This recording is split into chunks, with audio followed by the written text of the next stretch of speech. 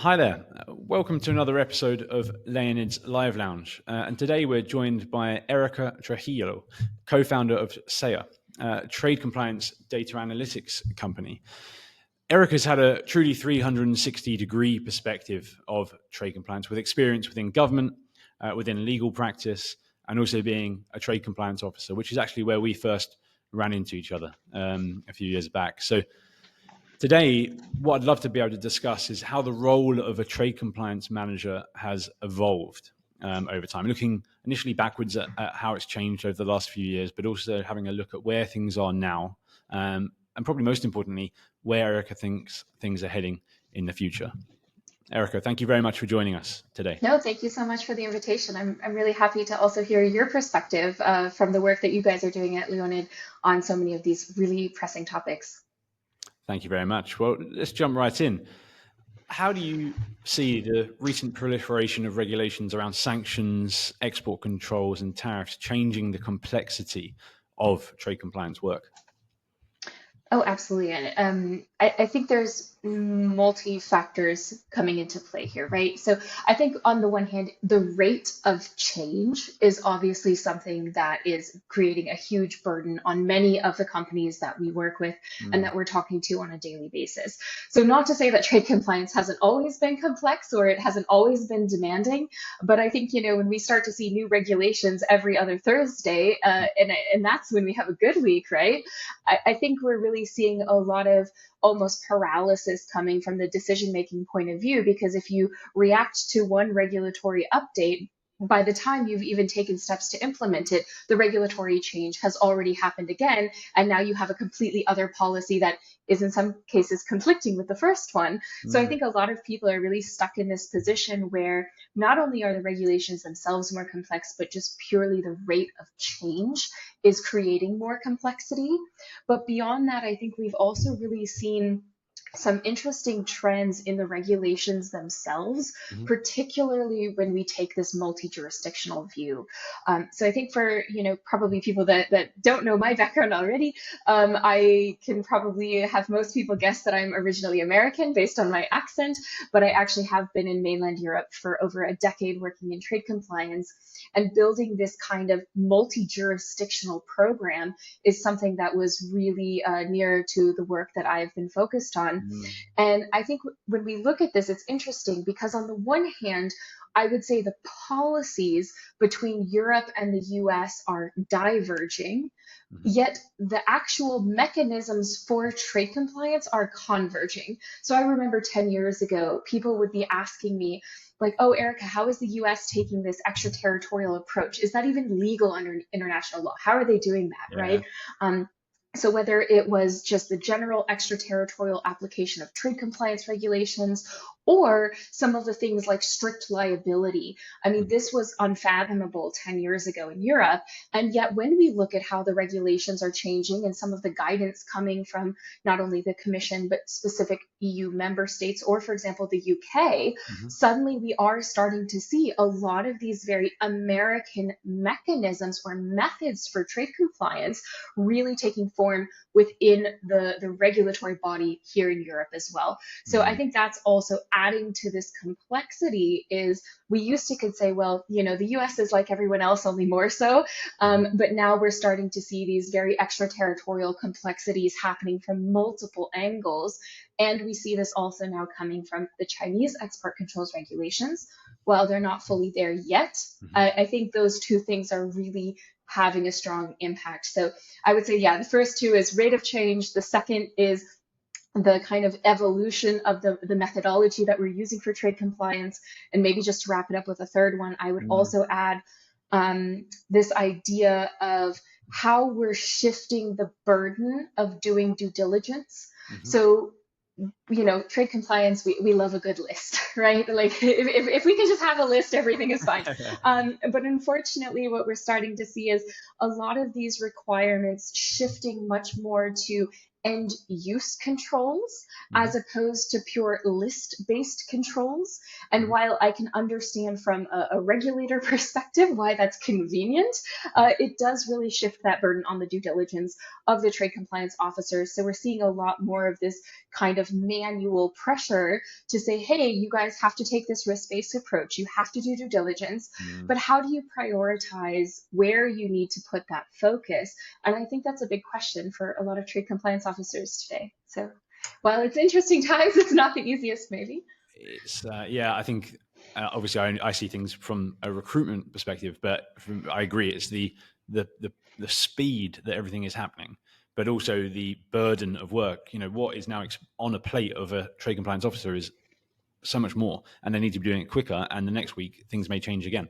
Something we were discussing before off camera before we started is that right now I'm speaking to clients where they so need resources, but they don't have breathing space at the moment to kind of get a job description together and go through an approval process of headcount, just because it's too fast. So yeah, that is definitely what I'm seeing from my side. And I guess you would also be really hearing from, I think, a lot of companies, the budgetary constraints as well. And I think this is in some ways counterintuitive to the outside perspective, because, I have a lot of people that come to me and say, oh, Erika, with all of the tariff things going on, or with all of the sanctions topics going on, all the companies must be heavily investing in trade compliance. And while that is so logical, and they probably should be doing that. I think if you talk to the average trade compliance officer today, that's not necessarily the message that they're getting internally, because I think a lot of companies are very hesitant to take any steps or moves or invest anywhere at the moment, as we said, because of this rate of change and the instability. So that's really a core topic that we've been exploring in the work we do, is how can we actually leverage trade compliance to support those topics of business resilience? No, yeah, it's a fair point. I think for some companies they've managed to get almost trade compliance ring fenced from the economic uncertainty, because they know the importance of it in the long term. For others, where companies maybe don't have that longer term perspective, then it can be can be caught by that, and meaning that they have to just deal with the resources that they have. But I think if we took a step back a little bit and look backwards, I mean, how do you see the role of a trade compliance manager? How do you think it's evolved over the last 5 years, and what do you think is the most significant changes when you look at sort of day-to-day responsibilities Yeah. over that time? Well, I think the role of the trade compliance officer to some extent is just the extension of the geopolitical topics that we were just discussing. And I think hand in hand with those changes comes new demands on this particular role. And, I had the pleasure of speaking at a conference recently, and I presented one of these, I think it's called a meme, where, you have the different pictures, and it's like, this is what my parents think I do. This is what my friends think I do. This is what my partner thinks I do. And then this is what I think I do, right? And on the page of the trade compliance officer, I was really enjoying the reaction from all my trade compliance colleagues. Like, we have to be firefighters. We have to have crystal balls. We have to be, basically a CIA open intelligence officer at this point for open source information and due diligence. And, there's so many roles that are being placed on us, not just by the regulators, but also internally. And I think this is one of the evolutionary changes that actually I'm most excited about, is I see a huge potential for trade compliance to play a much more strategic role within the organization. We've been having these discussions. I know you and I have had this discussion in the past about the role of a chief trade officer and how valuable that would be to so many organizations at this point in time. And I think that light bulb has really finally gone off in the heads of so many of the organizations to say, okay, wait a minute, who within our organization even has the information to bring these kind of answers to the table? So I would say that the demands for us to be more strategic are huge, but that also offers massive opportunity. So we have to be forward looking. But in addition to that, I think we're really seeing the leadership and the business really reaching to trade compliance for support in business resilience. So how can we make better investment decisions? Should we be opening up a new plant in this country versus that country? Should we be using these suppliers or those suppliers? Should we be, heavily investing in, batteries or solar panels right now? I mean, these are all really, really important questions, and they need to have the advice of their trade compliance officer. So not only are we more strategic, but I think we're in a great position to be those supportive advisors to help bolster the business resilience of a company. But to do that, we also have to kind of take on more roles, of course, one of which is we have to have responsibility for data, because it means we also have to have the information to inform those kinds of decisions or inform those kinds of activities. So on the one hand, we also now all have to be kind of put on our little data hats and say, okay, how do I engage with this vastly complex digitized landscape of business and leverage that for my trade compliance purposes? And then all of this, of course, has to be wrapped up into the doing more with less mentality. So, I mean, nobody ever gives trade compliance money just to make their day better. So we really have to be thinking about, how can we use trade compliance really effectively, but also really efficiently to not only identify cost savings, but protect the company, of course, from legal and reputational damage. But some of the things that I've been wildly impressed by recently from some of the trade compliance officers we work with is how they have really taken this challenge on. And, they're coming with these success stories of, they were able to identify when certain missing HS codes were causing these multi-week delays with their brokers. And that was, of course, costing them a lot of money and having an impact on their clients. So by being able to kind of come in and pinpoint these little operational optimizations, they've actually ended up really showing how they're supporting their organization in these difficult times. So I think there's a lot of pressure and to some extent a huge evolution of what the role is demanding of us. But at the same time, I think this evolution is a massive opportunity for the entire trade compliance industry to really show what we can do and to really kind of take that more powerful position within our organizations. I think it's something I've seen as well over the last few years. Just trade compliance is just rising up the priority list for senior stakeholders, which is great because it means you're going to be seen and heard a lot more within a business. But of course, that brings added pressure for the organization. But it's a great opportunity to step up and show the value add that trade compliance had. And I think your point around data is really important. It's not just about the fact that you have access to this data, but it's now trying to understand that, what do you do with it, what does it mean, and how and what parts of that data is relevant, and what can future decisions can be made from it. And it's data that they wouldn't have had access to 5 years ago, if less. So yeah, very interesting space right now. So one thing as well we've been tracking is keeping an eye on where trade compliance sits within an organization, and looking at how that's changed over time. And one thing we've noticed is a trend where trade compliance has been positioned within legal departments, as opposed to maybe within logistics and supply chain, or within finance and tax. And that trend has been going on over the last 3 to 5 years from what we've been tracking. How do you think that would affect the trade compliance manager's scope and influence within an organization? Oh, I think that's a great question. And I think it's always the age-old debate, right? We definitely cannot sit in sales, but other than that, where should we sit, right? Yeah. So as I like to say, I'm a recovering lawyer, but I'm still hugely sympathetic, of course, to trade compliance sitting within the legal department for a few reasons. Now, before I explain that, maybe I can caveat. Yeah. Many organizations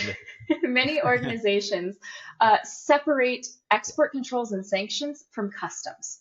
And I think that can work, but it's very, very important that export controls and sanctions and customs really maintain a very, very strong operational link. Because while maybe a legal department is great at writing the policies and procedures and the program, we really need to still be very much interconnected with the people doing trade compliance, who's actually putting, the authorizations on a document, things like this. So if the company is taking everybody into legal, that's great. If they're not taking everybody into legal and they're maybe only taking export controls and sanctions into legal, then I do caveat this with saying, as a recovering lawyer, so no offense to all my lawyer colleagues, you're all great. But I think sitting in legal, we often very much focus on the abstract. Right? We focus on the policies, procedures, the abstract implications of regulations, and we need to maintain a very strong bridge with the operational side of this. So in principle, as long as we can keep that operational link, then actually sitting in legal, I think, is great for the visibility and the seriousness at which people take this topic. Because if you're coming up with a problem from a logistics department, that is realistically not going to maybe be taken as seriously as an opinion from a legal department. If a Yep. legal department is saying, we have a serious concern on this topic, should we really be doing business with this particular business partner? That is going to carry a certain amount of weight at leadership level. But I think it also really helps organizations with this tone from the top concept. If you put trade compliance in the legal department, you are making a very clear signal that this is a very important topic that the organization needs to take seriously. So again, I think, yes, great, happy to have everybody be in legal. But at the same time, I would very, very strongly recommend, especially if it is a legal counsel, for example, that is responsible for these topics, that they really try to build that strong bridge with their operational teams, especially in customs and logistics. I mean, ultimately, they will be the eyes and ears for the Trade Compliance Council. So I agree. I think the link with operations is paramount if it's all within legal. But I agree. I also see that split of sort of import customs related topics within, say, supply chain logistics and export control sanctions within legal, and that only works if the left hand is talking to the right hand properly about all topics. An interesting topic you brought up earlier, and also touching upon the sort of tone from the top that you mentioned there. You mentioned about the role of a chief trade compliance officer. What do you think that role would entail, and why do you think there's a growing need for trade compliance representation at the executive level? Sure, no, happy to expand upon that. And I think this really comes down to what is the value that we can be adding, right? And who else should be doing that? So I was having a discussion a couple weeks ago with a colleague of mine. Now, she is unbelievably good in trade compliance. She is competent. She is one of those great communicators when it comes to not only, managing her team, but also managing upwards, which is often more difficult. And she was explaining this story about how she was recently invited to this particular board meeting, and she was so happy that they were, asking her opinion on some of the upcoming investment discussions because of the tariff situation. And, she seemed so happy to have been invited to this meeting. And I looked at her and I said, I mean, it's great that you're invited, but if not you, who else? Yeah. Aside from the fact that she's just, of course, a great value add in any strategic conversation, but if not her, who else would they talk to? Because if you think about it, this is something we're always discussing in trade compliance. And if you ask most trade compliance officers, why do you like your job? I would, and you probably do this, probably overwhelming majority are saying, oh, well, it's really interesting because we get to be part of so many different parts of the organization, and we get to talk to lots of different kinds of people. And, we get to deal with logistics, we get to deal with legal, we get to deal with sales, we get to deal with procurement, we get to deal with HR. You really are that like little middle point of the wheel with all the different spokes, right? So I think this is really where, if we look across our organizations and see who else could possibly have our level of business understanding, our level of legal understanding, and our level of, we'll say, future-looking impact? Who else? So in that case, I think that to some extent already answers the question of saying, if we were really starting to develop a true concept of a chief trade officer, I think that they could be really delivering a lot of value to the different C-suite areas, whether that's talking to your legal counsel, here's what we're seeing kind of in this operational trade compliance space or in the political space and how it could impact our legal risk exposure. Talking to the CEO, it's one thing to say that you have a certain risk appetite, but it's very hard to do that if you can't really measure it and understand in reality what that's going to look like. You can be talking to the chief financial officer to help saying, okay, based on what we're seeing in our organization, here's where we have either operational delays or regulatory risks that need our attention, either to invest more in those things or where we can find cost savings. And, from the COO perspective, Chief Operations Officer, you can really be engaging with them to understand kind of from your perspective of what you're seeing, how you can help make those operational processes more efficient and where you can better integrate in those processes. So I think, of course, I could go on for a while now about the kinds of insights that we can deliver. But unfortunately, the flip side of this is I ask myself, how many trade compliance organizations are actually mature enough to have a CTO?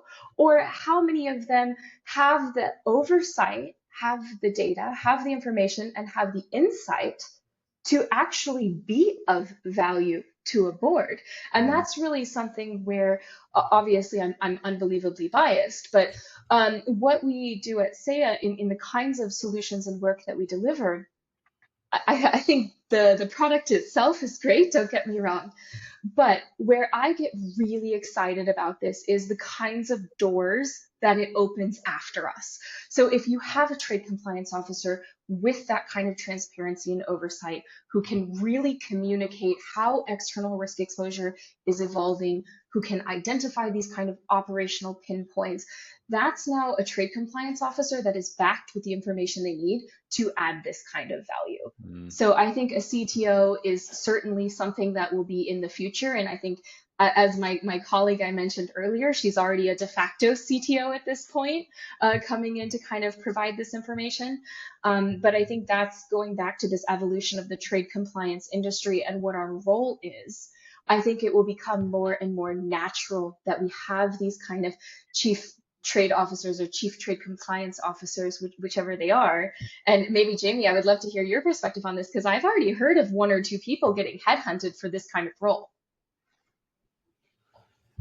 Yeah, it's interesting. It's something, I know there's a demand for it, both on the people running trade compliance functions, but also boards, they want to hear about this and they want to have that interaction. I think the challenge is, lots of heads of trade compliance, they want to be able to focus their attention on the strategy piece, the big picture piece, but they're still being drawn quite a lot into the day-to-day firefighting.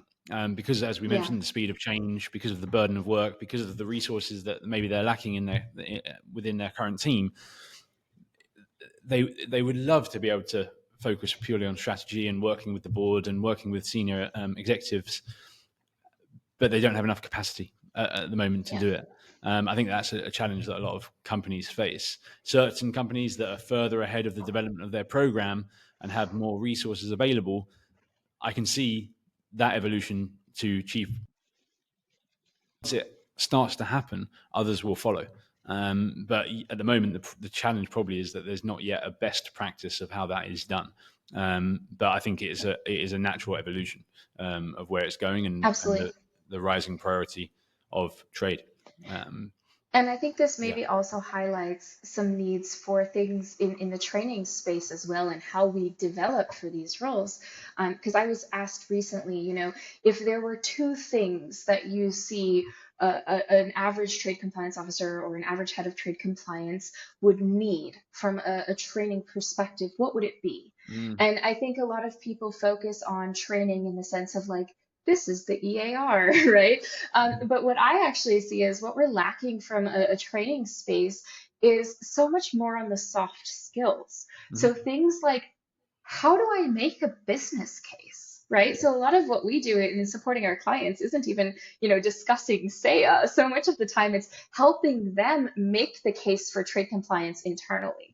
And I think if we could have whether it's training or some kind of development where we help trade compliance officers learn how to do that managing up and learn how to communicate up, and also learn a little bit of business strategy. So what is important to the organization? Because if you really understand what the pain points are and the needs and the communication efforts are from the business, it does make it easier to meet them where they're at and show how you're supporting them as opposed to just creating hurdles. So I would say kind of that first thing for me is really the business acumen that is lacking in our industry, because we weren't invited to the table for a good amount of time, and now suddenly everyone's staring at us demanding answers, but your average trade compliance officer hasn't built that business acumen yet. So I think that would be huge.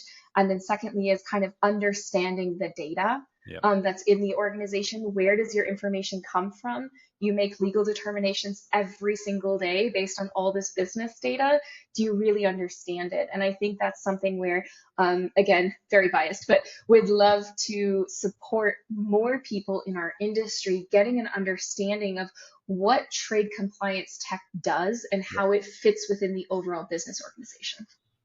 I think the point you mentioned around soft skills is really important. When I'm taking a brief with a client on a new search, let's say a trade compliance manager search, of course, I'll look at the technical know-how they expect this person to have, but I will spend as much time, if not more time, on what soft skills do you need? What's the team culture?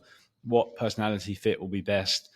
Ultimately, trade compliance is about being able to build relationships, be able to build trust with stakeholders. You can have the best policies, procedures on paper. If you don't get people buying into it, it will stay only on paper. So I think that soft skill part and also upskilling. Like you said, a lot of people came into trade compliance, they almost fell into trade compliance, and they haven't had the chance or the opportunity to develop in these areas. So I think you're right. The training shouldn't just be about technical know-how, but how to better present your case within an organization. I did hear the best lateral story ever. I mean, you know how at every event everyone says like, "Oh, how did you get into trade compliance?" And Yes. everyone gets here by accident. Mm-hmm. But usually they get here by accident through the legal channel or the logistics channel. Someone tells me the other day they used to be working in a modern art gallery. And they went from modern art gallery to trade compliance. Turns out, actually, record keeping and all of these things are quite similar, especially with very high priced art. There is a lot of compliance. But I really had to smile and remember to tell you that one. I will be using that. When I initially hear fine art and trade compliance, it felt like a game of 6 degrees of separation as to how you get through to it. But actually, it makes sense when dealing with high end art. Interesting. Okay, well, looking one bit I mentioned there is around the sort of reactive cycle of trade compliance and the firefighting on a day-to-day basis, and then the more strategic, proactive approach. What practical strategies could you advise as to how to shift from that firefighting mentality to more strategic, proactive? What do Yeah. you think? Transparently, I spend way too much time thinking about this topic. But I think first, for me, and something I always asked myself when I was a trade compliance officer, I would see these guidances from the regulators that are telling me to take a risk-based approach. And it's like, okay, what does that even mean? How are Yeah. you supposed to take a risk-based approach if you don't actually know what your risks are, right? And, we do risk assessments, and quite often what I see in the industry is, maybe someone spends 6 months doing a risk assessment, and then the actual risk assessment becomes the product itself. And then they start doing the risk assessment again, and we forget that that was supposed to be the starting point, right? So I think for me, where I really think about how can we deal with the chaos and how can we get a little bit of control over this chaos, it really comes down to asking ourselves, what is the operational root cause for our risk exposure? First, we need to understand, where is our real risk exposure, because sometimes it's not where we expect it to be. So if I do a traditional risk assessment, and let's say I have military items, I've got, US military items in Yep. Birmingham, UK, right? And I think, okay, Birmingham, UK, it's my highest risk location because I've got ITAR goods there for a joint project with the UK. But if I have 5 of the world's top ITAR experts sitting in Birmingham, UK, it might be from an impact perspective high risk if I do something wrong, but I probably actually have a well-oiled trade compliance machine. Whereas if I have, one smaller plant, in Germany, they don't do a lot of business, but I've got one dual-use item that's maybe getting circumvented through a distributor to Russia or Iran. That is unbelievably risky for me from a legal perspective, but it's never coming up on a traditional risk assessment. So these are the kinds of things that, if we're going to switch to a more proactive approach, I recommend, of course, we have our approach at SEIA, but I think anyone in any organization can take this from a philosophical point of view, is first you need to start by understanding the risk exposure that you have. And for that, you actually have to have holistic business transparency. You need to be able to connect dots across your organization to say, if this happens over here and then this happens over here, maybe this is a little bit suspicious, right? My sales guys identified a military end user, but in my license determination process, I never considered military end use or end user in that process. So I've maybe fundamentally missed something that would be legally very critical. So I really like to say, do as much as you can to get this holistic business data oversight. So in some cases, that's the old manual way of just talking to people. In, of course, the advanced data analytics space, we're able to bring a lot of of that data together and then automatically identify these connections. But from there, one thing I also am often suggesting to companies, again, regardless of which approach they take, is contextualize your data. Because what we see is a lot of companies are coming in and they just do pure data reporting. Yeah. So for example, what are all my shipments? Or what's my overview in GTS? Or let me just monitor for a volume increase in Kazakhstan, right? But if that's not actually contextualized for your business, and if it's not data being interpreted from a subject matter expertise, it might be interesting, but it's not usually informative. So to be proactive, you need to be able to come in, identify specifically, I have these very targetable areas of risk exposure. If I can only do one thing today, which one thing do I do to have the biggest impact on my risk exposure with the least amount of effort, right? So that's where we really try to come in and say, look, if you're able to kind of come in and plug those gaps, then you give yourself that space to start doing some of those harder tasks that do require a lot of the, we'll say, manual due diligence. And if you're able to get this kind of oversight of your risk exposure, you can then also prioritize, for example, who do you do due diligence on, right? And why? What behaviors are telling you that this person is acting suspiciously? If you need to train some of your team members, who do you train and what do you train them in? So for me, this proactivity really comes from a place of information. If I have the information over where my risks are, why they're happening, and what is the root cause, then I know that all this energy I'm spending every day, because I think trade compliance people are very, very hardworking. I certainly would fault no one in our industry for that. So let's make sure like the hard work that we're putting in is directed at the right things. So then we're actively reducing the possibility of a violation in the future and strengthening our overall trade compliance program in the process. So I think firefighting takes up a lot of time. And even if we are going to still be firefighting for a little while, given the state of the world, it is nice if we can have a little bit of control over the chaos and really, in this calm, documented way, pursue our mitigating measures or pursue our improvement actions for our trade compliance programs. And it never hurts to have a little bit of a heads up because time matters. So, if I have a brand new military item in my material master data, I want to know that immediately. I don't want to wait for somebody to remember to call me in 6 months when they're shipping it out and we don't have a license. So I think we can really reduce a lot of those fires really by having this transparent oversight and actually understanding what it means. That makes sense. I think, it's a good point there about making sure that trade compliance is just involved a lot earlier on in the process. One of my clients, an automotive client, they will now have trade compliance will be there in the design process of a new car, rather than saying, right, here's this new car and we want to ship it to these countries, deal with it. It's now a lot more of a proactive approach, and they're there every stage of the design and manufacturing process. Yeah, so I think it really comes down to also shifting our mindset because I think for a long time we've really been stuck in this black and white dichotomy.